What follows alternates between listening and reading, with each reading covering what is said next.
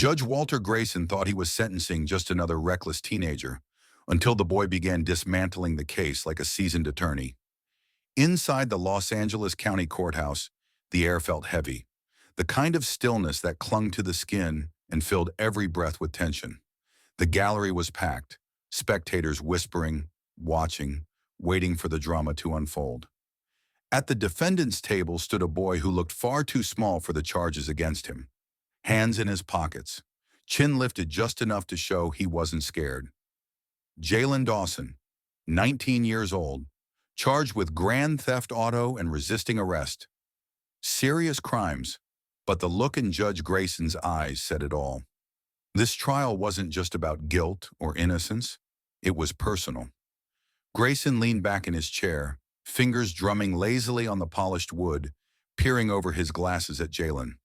"You think you're some kind of legal expert?" he said, voice thick with sarcasm. "This isn't your high school debate club, kid." Laughter trickled through the courtroom. The bailiff, the stenographer, even the prosecutor. They all thought it was a joke. But Jalen didn't flinch. He didn't laugh, because he had been preparing for this moment all his life.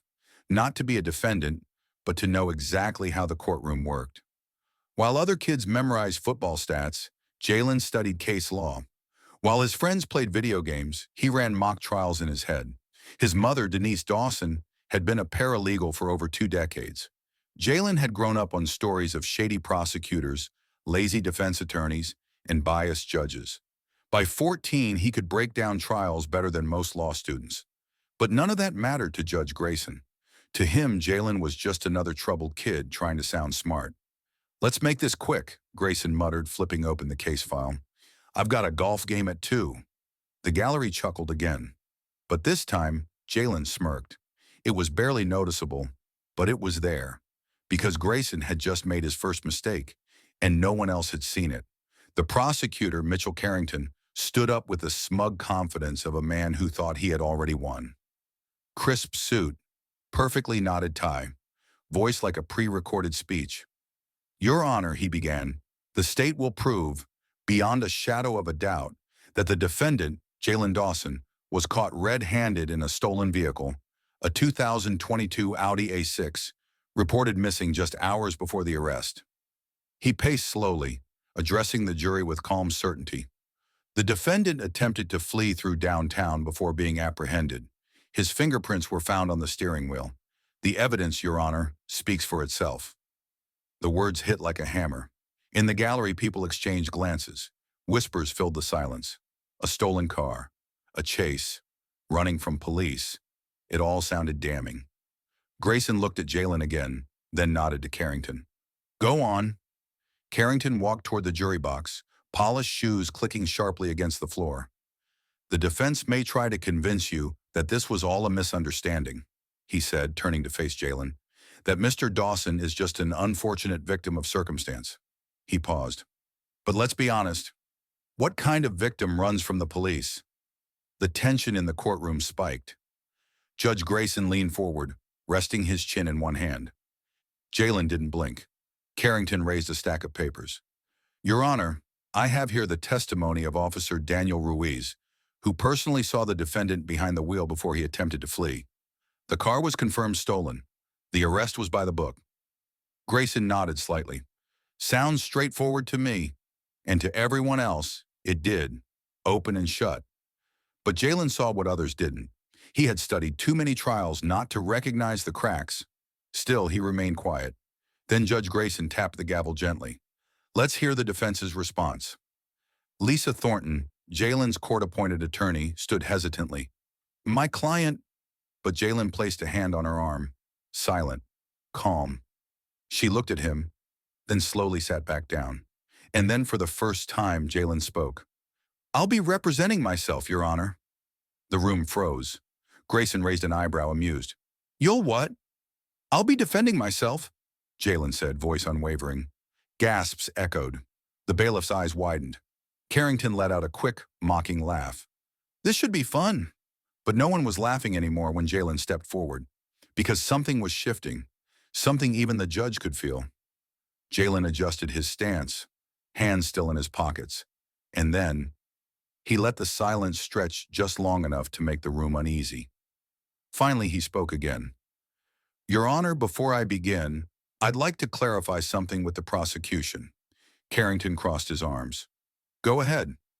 You said Officer Daniel Ruiz personally saw me behind the wheel before I was arrested, correct? That's right, Carrington replied, already sounding bored. And that testimony is in his written report? Of course it is. Jalen nodded. Then he turned toward Judge Grayson. Your Honor, Jalen stepped forward, hands now out of his pockets for the first time. I move to dismiss Officer Ruiz's testimony as evidence. Judge Grayson narrowed his eyes. On what grounds? Jalen calmly motioned toward the prosecution's table. Because Officer Ruiz never saw me in that vehicle. In fact, he wasn't even on duty when the chase began. A flicker of confusion passed across Prosecutor Carrington's face. What are you talking about? Jalen took another step forward, unwavering. Your Honor, with the court's permission, I'd like to submit a request to obtain Officer Ruiz's GPS logs from that night. If his report states that he saw me behind the wheel, his location data should back that up. He paused, letting the silence stretch just enough. But I have a feeling it won't. Murmurs rippled through the gallery. Grayson glanced toward Carrington, now visibly tense. Carrington cleared his throat. His jaw was tight. That report was submitted by a trained law enforcement officer, Your Honor. Are we really going to give weight to the word of a defendant over a sworn professional? Jalen gave a small, almost casual shrug. If the officer was where he says he was, the GPS data will prove it. And if he wasn't, he didn't finish the sentence. He didn't need to. Judge Grayson stared at him, then slowly turned to the prosecution. Does the state have any issue with verifying the officer's GPS records? Carrington hesitated. It was just a second, but it was a second too long. The jury noticed. The gallery noticed. And most importantly, Grayson noticed. Jalen took a quiet breath. He had studied enough trials to recognize when a prosecutor wasn't confident in their case. If Carrington truly had nothing to hide, he wouldn't be stalling. Grayson sighed and rubbed his temple. Counselor, Carrington finally shook his head. No objections, Your Honor. But the atmosphere had changed. The courtroom, once mocking, now sat in uneasy silence. The tension was louder than words. Carrington shuffled through his paperwork, his polished confidence starting to fray. While we wait for the GPS records, he said, the fact remains that the defendant's fingerprints were found on the steering wheel of the stolen vehicle. Jalen gave a small nod. That's true. He stepped forward again. But let's talk about that evidence for a moment. Grayson gestured for him to continue. Jalen turned to the jury, meeting their eyes one by one. The prosecution wants you to believe that my fingerprints in a car automatically means I stole it. That's the narrative they're selling. He took a breath, controlled, composed. But let's apply some logic. Imagine you walk into a department store and try on a jacket. You put your hands in the pockets, maybe zip it up. Then you place it back and leave. He paused. Later, someone steals that jacket. Would your fingerprints prove that you stole it? Some jurors exchanged looks. A few in the gallery murmured. The logic was unsettling, but it made sense. Jalen continued, not giving them a chance to dismiss it. That car was parked outside a 7-Eleven earlier that night. I was inside the store with 3 friends. Yes, when we came out, I leaned on the car. I opened the door. It was unlocked. I looked inside for a second. He paused again, letting the weight of his next words land. I didn't drive it. I didn't take anything. I didn't even sit down.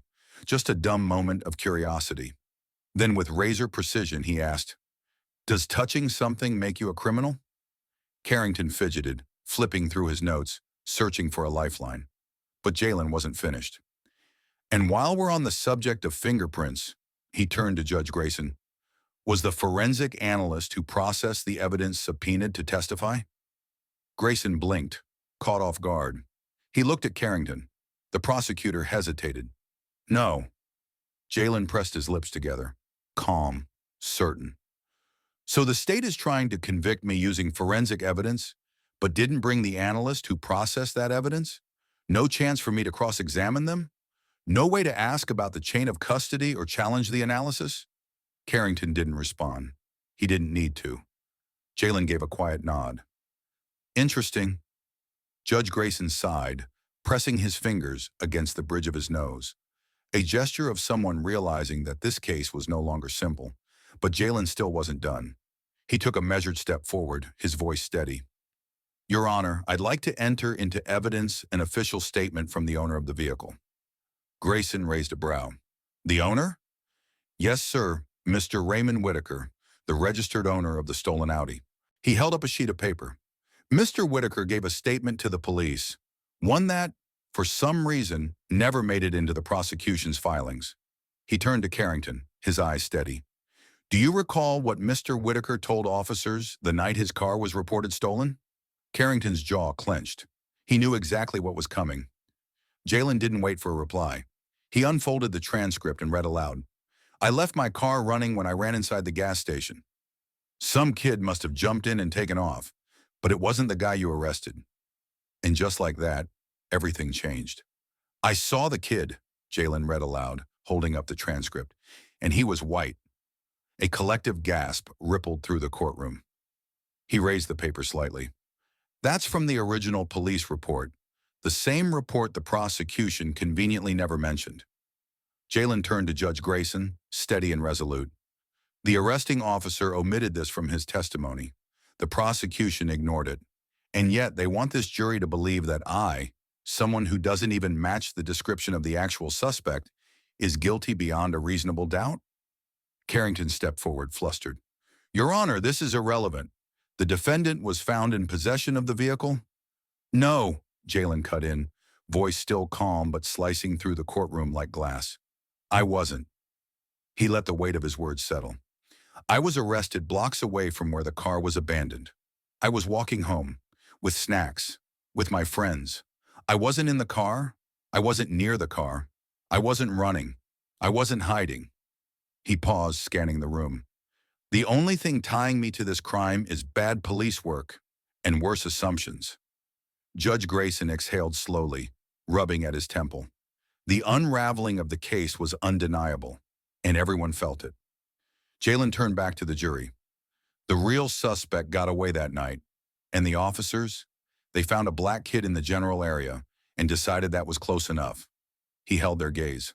That's what this case is really about. Silence. Grayson cleared his throat and adjusted his glasses. Does the prosecution have anything further? Carrington's face had gone pale, his composure cracked beyond repair. No, Your Honor.